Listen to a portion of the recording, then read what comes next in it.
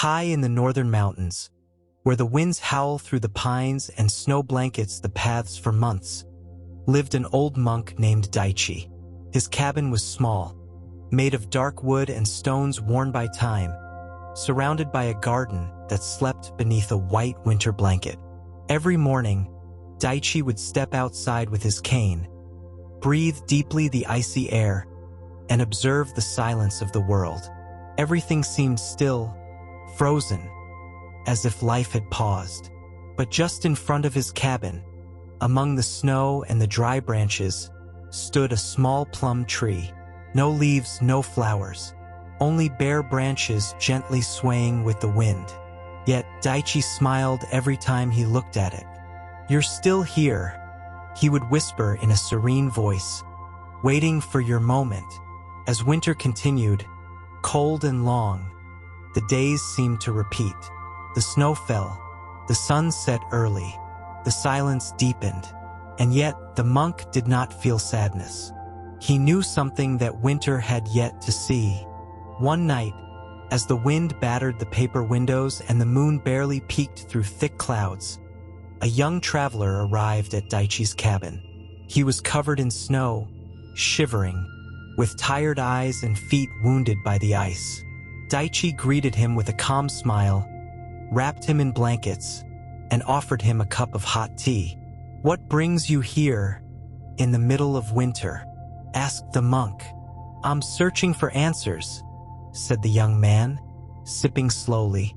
"Everything seems dead, master. Hope, dreams, joy. They've disappeared. The world is too cold." Daichi nodded softly, as if understanding not only his words but the invisible weight that accompanied them. "Have you seen the plum tree in the garden?" asked the elder, pointing toward the window. The young man looked and saw only bare, dark branches covered in frost.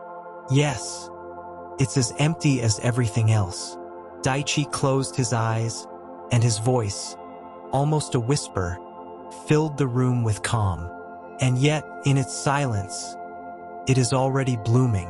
The young man furrowed his brow, confused. "How can it be blooming if it doesn't have a single flower?" Daichi smiled slowly, like someone who had seen many seasons pass. "Because not everything that blooms is immediately visible," he said.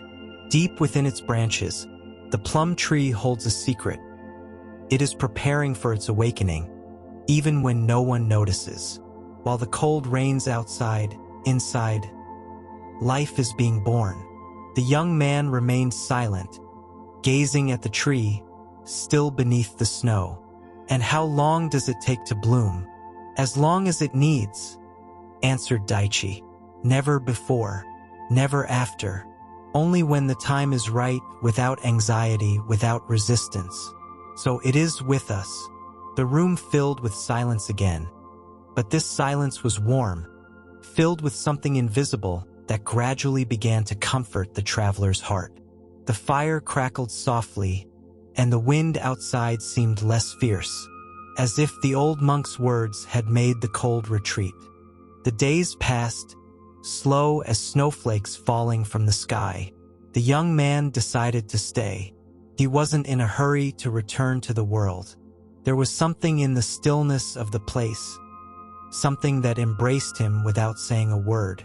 Every morning, he would walk with Daichi in the garden. They walked in silence. Sometimes they spoke, sometimes they didn't. The plum tree remained the same, still, bare, seemingly asleep. But little by little, the young man began to see it with new eyes.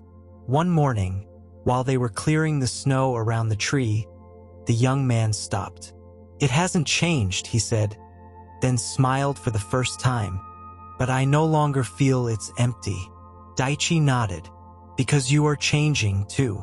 Sometimes, when we believe nothing is moving, that is precisely when the deepest transformation is happening." The young man sat on a moss-covered rock and closed his eyes. He no longer sought answers. He simply listened to the soft crunch of the snow, the murmur of the wind, and the calm heartbeat of something being reborn within him. One afternoon, As the sun began to stretch across the snow, the young man approached the plum tree as usual. But this time, something was different. There, on one of the highest branches, barely visible, was a small pink bud, shy, fragile, but unmistakable. A flower. He whispered, as if speaking louder might scare it away. He called Daichi, who approached with slow steps. They both gazed silently at the quiet sign, like witnesses to a miracle. "It has begun," said the old monk. "Winter has started to retreat, and the flower is the promise fulfilled." The young man felt something warm spread through his chest. It wasn't just the plum tree that was blooming. It was him. It was his hope. It was the certainty that, even in the longest, coldest moments, life doesn't stop. It just waits for its moment. And then he understood. It wasn't necessary to understand the rhythm of the universe, only to trust. That night, as the sky dressed in stars and the air still held the breath of winter, the young man sat before the fire with a peace he had never felt before. "Master," he said softly, "why does the plum tree bloom before the other trees?" Daichi looked at him with tenderness and replied, "Because it has learned to trust the cold. While others fear winter, it allows itself to be embraced by it. And in that embrace, it finds the strength to bloom first." The young man nodded. The master's words weren't just simple phrases. They were seeds that slowly began to sprout within him. "So," he whispered, "the winter wasn't a punishment?" Daichi closed his eyes and smiled. "It never was. It was only the silence before the song, the rest before the rebirth. Sometimes what seems like an end is just another season." The fire crackled. The night moved forward, and within the young man, something bloomed beyond words. For the first time in a long while, his soul rested. The days began to grow longer. The snow receded step by step, revealing the damp earth and the first shoots emerging between the stones. The plum tree, once bare and silent, now wore small pink flowers that danced with the breeze. It was as if life had been waiting right there, in secret, patiently, to reveal itself all at once. The young man went out every morning to greet the tree. He no longer sought answers. He simply gave thanks. "Thank you for enduring," he said softly. "Thank you for teaching me that even the longest winter ends in bloom." Daichi, by his side, simply nodded, as if he had always known. One afternoon, the young man turned to the master and said, "I think I'm ready to continue my journey." The monk didn't ask where he was going. He simply placed a flower from the plum tree in his hands. "When you forget, smell this," he said, "and remember that inside you, too, spring is blooming, even if you cannot yet see it." The young man descended the mountain path with slow steps. The warm sun kissed his face, and the wind, though still fresh, was no longer hostile. In his pocket, he carried the small pink flower, and in his heart, the certainty that every season has its purpose, even the coldest, even the longest. As he walked, he began to notice things he hadn't seen before. The faint song of a bird, the drip of melting snow between the rocks, a butterfly trembling in the air. Everything was simple, and yet everything was miraculous.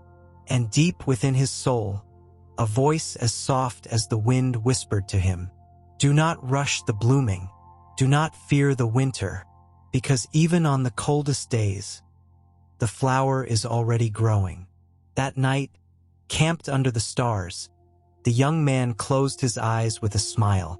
He no longer needed answers, only trust. And so, as he slept, the entire world seemed to sway to the rhythm of silence. Because somewhere far away, a plum tree was still blooming.